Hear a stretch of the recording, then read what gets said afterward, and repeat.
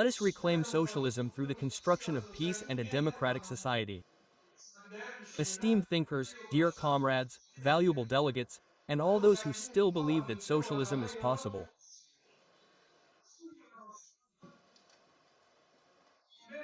I am addressing you today from a process in which negotiations with the state have resumed in Turkey, amidst the search for peace and a democratic society through the Kurdish issue, under the conditions of isolation that have lasted for 25 years on Imrali Island. It is valuable and meaningful to speak with you here today at the International Conference on Peace and Democratic Society on the Path to Rebuilding Socialism. As Kurds, we have completed our struggle for existence and honor with 52 years of PKK struggle, and we have now entered a period in which a democratic republic and a democratic society will be rebuilt. The PKK has fulfilled its historical mission by securing the national existence of the Kurdish people. At the same time, it has also revealed the deadlock of nation-state socialism. 20th century socialism emerged as a negative revolutionary movement, but it failed to replace it with something new. By the 1990s, in a period when most people were fleeing from socialism, insisting on socialism is insisting on being human. Therefore, I have dedicated my entire life to rebuilding this hope.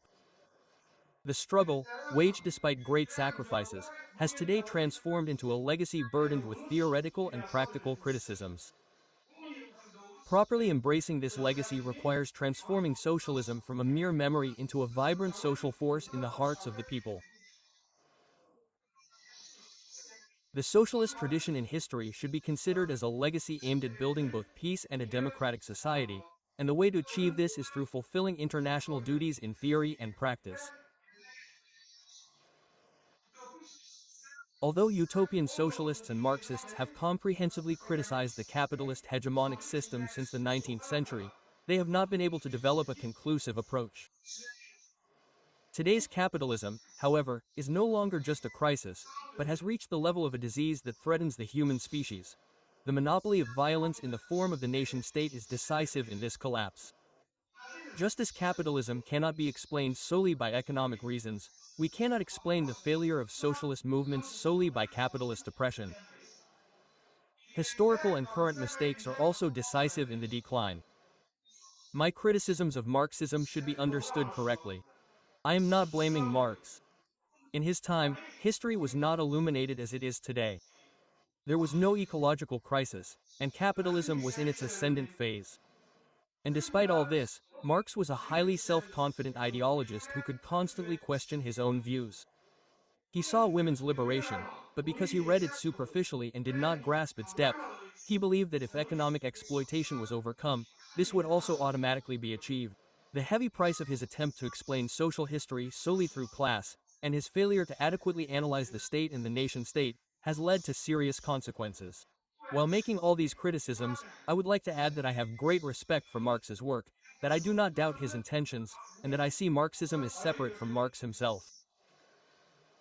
When we, as socialists, criticize Marxism and real socialism on some fundamental issues, what we feel is self-criticism.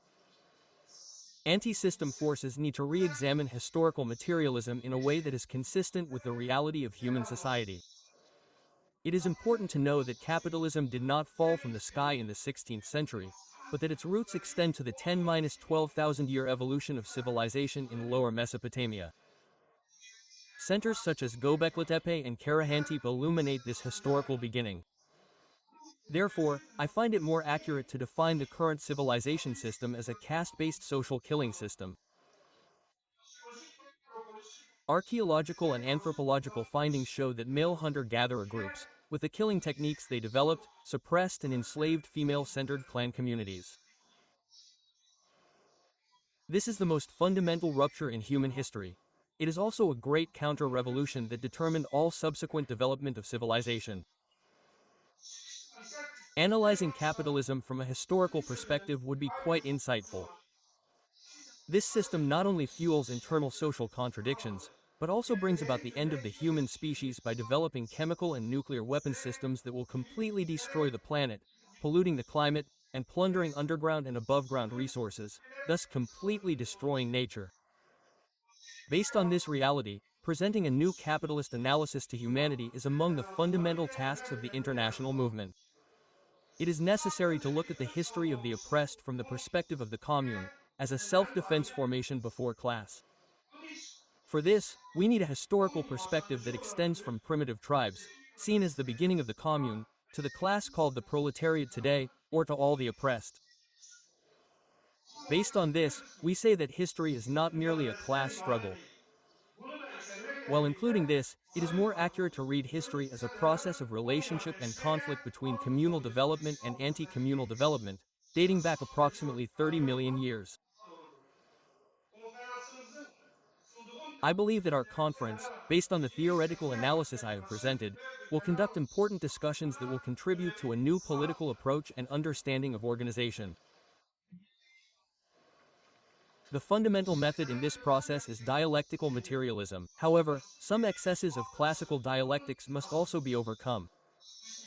We must see contradictions not as mutually destructive extremes, but as social phenomena that nourish each other. Because there is no state without a commune, and no proletariat without a bourgeoisie. Therefore, contradiction should be approached not with a destructive logic, but with a transformative historical perspective. Scientific developments also show that the dialectical method is still an effective tool in social analysis as long as it is not absolutized. In this framework, updating the dialectic of commune, state, and class state is essential. The failure of real socialism in the 20th century also stemmed from a misreading of this historical dialectic. Statist socialism, while seizing control of the state, ultimately succumbed to the state itself. By linking the right to self-determination of nations to the nation-state, it became trapped within the limitations of bourgeois politics. The concept of a proletarian nation-state also failed to produce any result other than the reproduction of the statist mentality. By correctly interpreting this truth, I have stated that nation-state socialism leads to failure, while democratic societal socialism leads to victory. Today is the time to march towards democratic liberation on the basis of democratic societal socialism. On this path, I am moving forward believing that we will achieve reconstruction with a democratic republic instead of a state, with a democratic nation perspective, and with a women's liberationist, ecological, and democratic societal paradigm. This awareness has led our movement to ideological and political renewal, organizational dynamism, and empowerment, enabling us to reach a socialist program that can respond to the needs of the 21st century. The relationship of democratic socialism with the state is also being reshaped in the process of solution and peace. I define my relationship with the state as a relationship of democratization. The understanding of a democratic republic requires that the state is not a divine power above society, but a structure that operates within the framework of a democratic contract made with society. With a democratic political strategy, it is possible to create change and transformation in the state and to rebuild society on a democratic basis. The grounding of this strategy in law will constitute the lasting foundation of peace. Law, as a guarantee and balancing mechanism of the democratic relationship between the state and society, is a tool for preventing violence and finding solutions. At the same time, it will play a role in institutionalizing the establishment, legitimacy, and reconstruction of social order in a democratic republic. Therefore, one of the arguments I have put forward as a fundamental struggle strategy is democratic integration in its concept of law.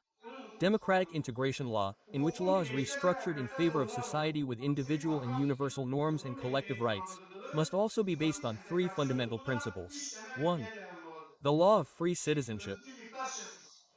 2. The law of peace and democratic society. 3. The laws of freedom.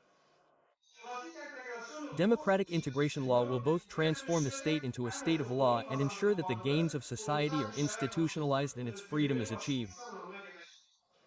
The Peace and Democratic Society call process that I initiated is a dialogue process. In a region with complex ethnicities, religions, and sects like the Middle East, much can be achieved through dialogue and democratic negotiation. In fact, I find it appropriate that a meaningful socialism should organize itself as a positive system of construction and existence, rather than a violent revolutionary concept, and that this should take place in the form of democratic dialogue. It is difficult to believe that socialism can be built without a comprehensive and in-depth democratic dialogue, or that it can be permanent even if it is built.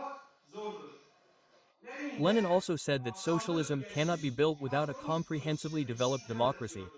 With this thought and belief, I wish our meeting to be successful again, and I send my greetings and respects to my comrades on this never-ending journey. May 26, 2025. Abdullah Öcalan, Imrali Island. Ah,